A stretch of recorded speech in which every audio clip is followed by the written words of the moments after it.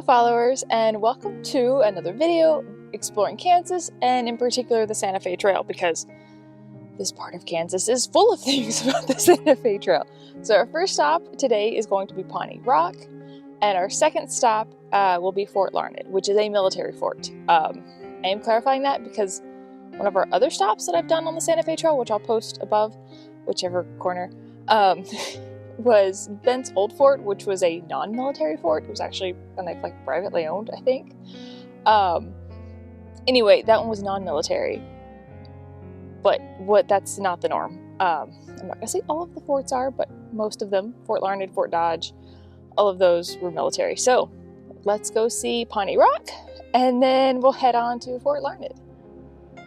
So we are on our way to Pawnee Rock, which was apparently the midpoint on the Santa Fe Trail. And it was significant because it was elevation out in the middle of all of this. Oh look! This is our rock! Okay, so I'm headed up to the top of this observation platform at Pawnee Rock. So this rock used to stand taller, but it was mined, I guess, collected, quarried for building materials over the years. But this is supposed to be the original height of it. It is windy and it is cold up here, as it should be in December. So something to remember when people use this as a midpoint on the Santa Fe Trail was that there were no towns. There was no highway.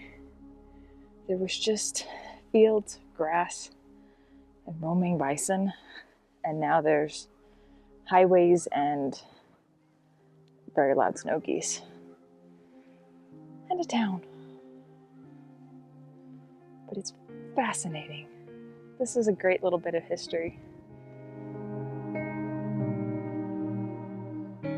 Alright, so once you get to Fort Larned, here in the parking lot, which is quite empty today, you have to cross this bridge to get to the actual fort. There's some informational things.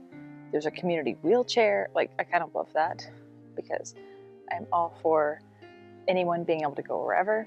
Some informational stuff. And now to cross the bridge. Something to note is that it is December. Oh, and look, there's water down there, which is why you can see the fort through the trees, the being December part.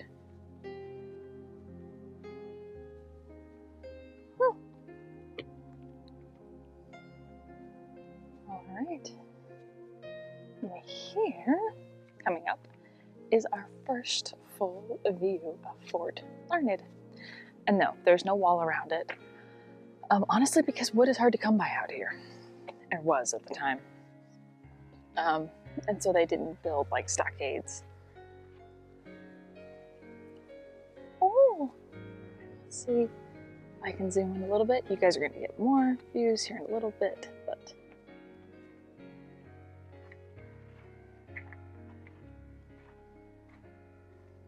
there we go. Fort Larned. So this building shows what a captain and lieutenant's rooms might look like. And I'm not going to give you guys everything because then you wouldn't have an excuse to visit. It is pretty cool though. It's out here in the middle of nowhere. But it's really neat.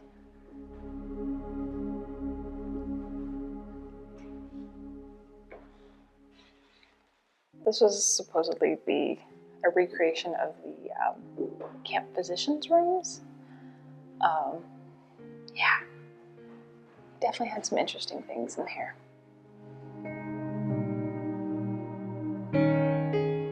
So over here we have the barracks, and I think this section over here was for craftsmen. Not sure about those. These were the officers' quarters. And it feels like there's so much empty space here at this fort. But something to remember is that there were obviously soldiers here. They had animals, they had wagons, there was so much here that's no longer here. That's why it feels so empty. And barren and quiet, and it feels like a ghost town. a very well kept together ghost town. But yeah, there's memories here. And there were both black and white soldiers posted here post-Civil War, so that did cause some tensions. But yeah, you can just feel the tension and the memory that are just have seeped into the stone. So I always have mixed feelings when I visit forts and such like this, partly because this fort was built to control the natives, who were just trying to defend their way of life. They were dying. If you were dying, wouldn't you want to defend your way of life? And there were so many treaties during the time, the 19 years this fort was in use. There were 3 treaties in 1861, 1865, and Medicine Lodge in 1867. And neither side honored the treaties. The natives probably because they couldn't read, and because in retaliation and then to the U.S. government not honoring their treaties. So a lot of I have lots of feelings, and yeah, I'm just gonna show you guys the rest of the fort. These barracks were designed to fit 100 men. You slept 2 on bottom, 2 on top, and you slept head to toe. So your head at one end and the other guy's head at the other end. That would be a bit tight. And it'd probably be about stinky. Alright, mixed feelings aside, the reason I choose to visit places like this is because this history deserves to be remembered. The good, the bad, the ugly. Yes, I might have quoted a movie title there. It all deserves to be remembered. We need to know our history. That way, hopefully we don't repeat it. Yeah. So, and also the history is fascinating. It is sometimes heartbreaking. It is also romanticized, and parts of it are beautiful, but it needs to be remembered, no matter what it is. So, that's what we're doing here, is we are learning and remembering.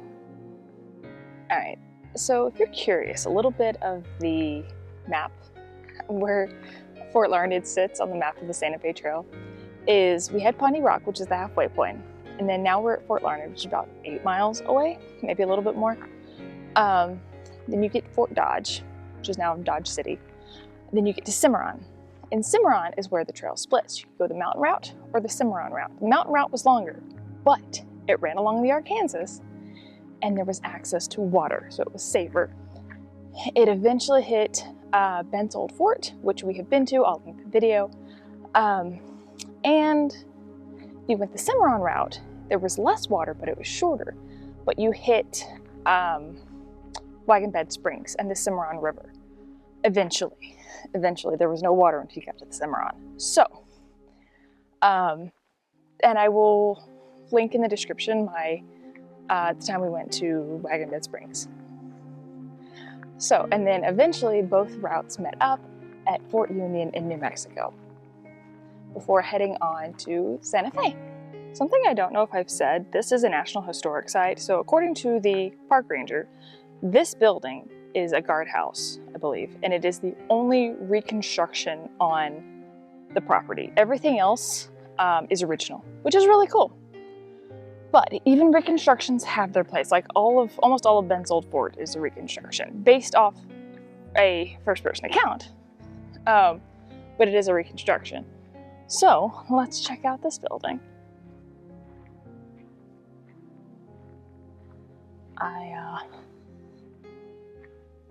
Oh, it is chilly in here.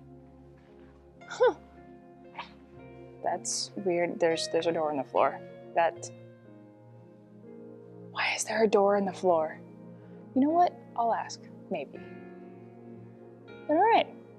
I think this was a guardhouse. But anyway, it's interesting. I didn't see a plaque outside. Let's see if I can find something. Alright. It's just so bright. It's kind of. It's actually a very overcast day.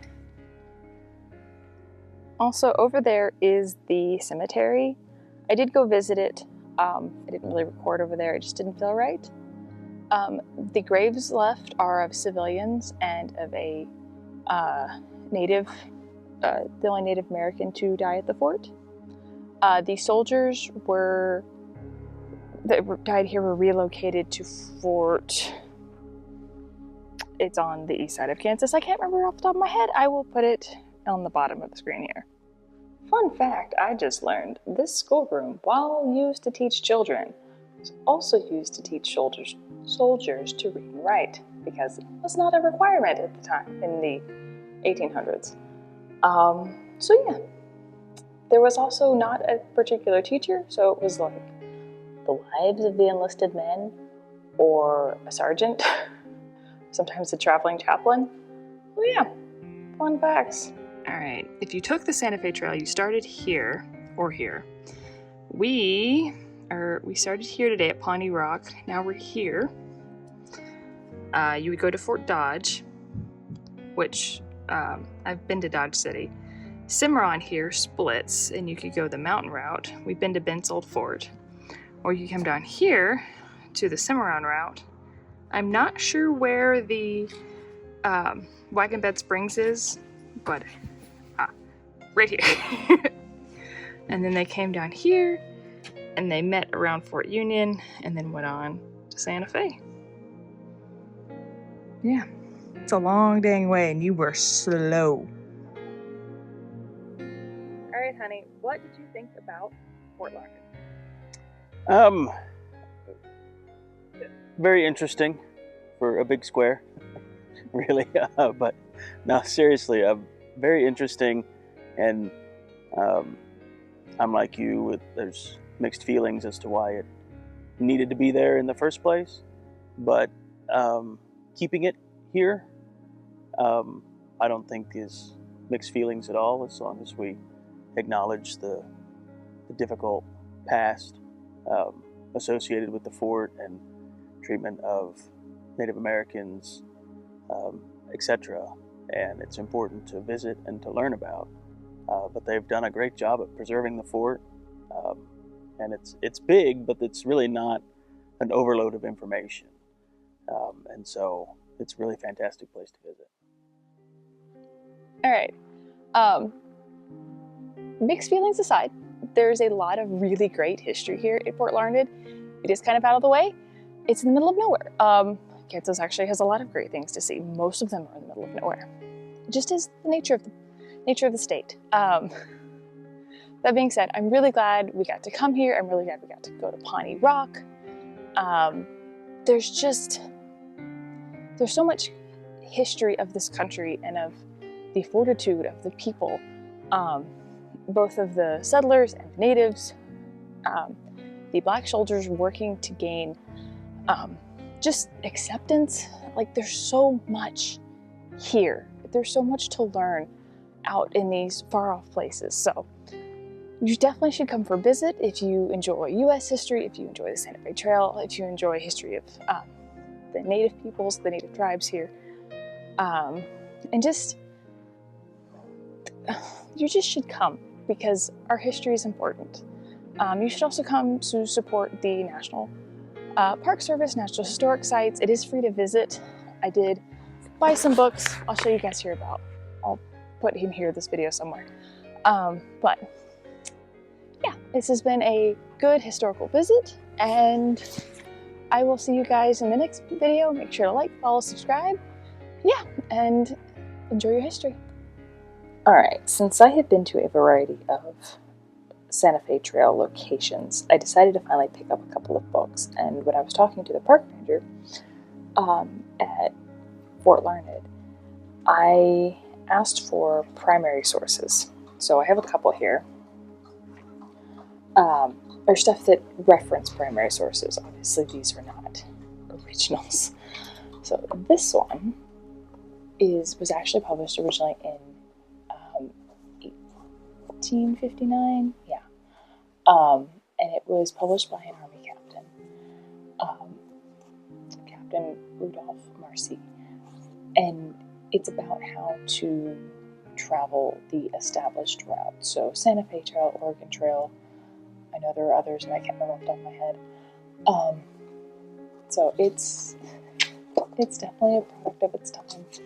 Some of these, the chapter contents is written a little,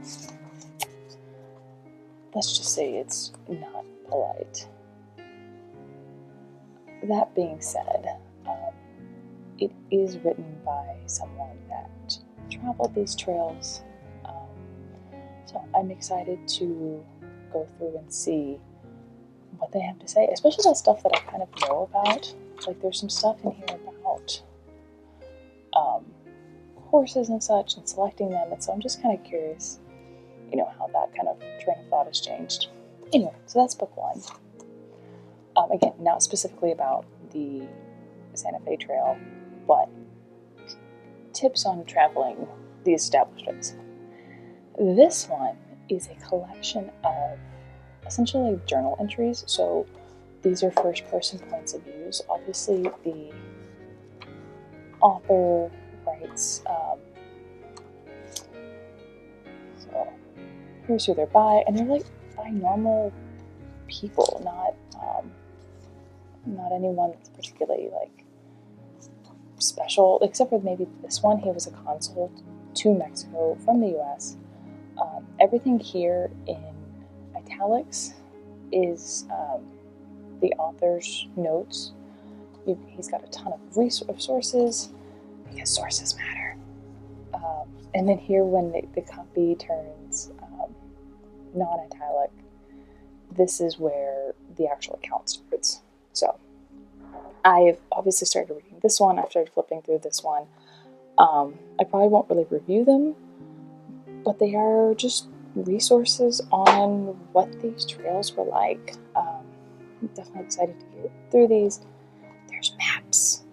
There's also illustrations in here. Anyway, and look, indexes, recommended readings, like appendices. Like, this book has some good stuff. So I'm excited to finish going through it. But yeah, if you have other sources that you like regarding Santa Fe Trail, feel free to leave them in the comments.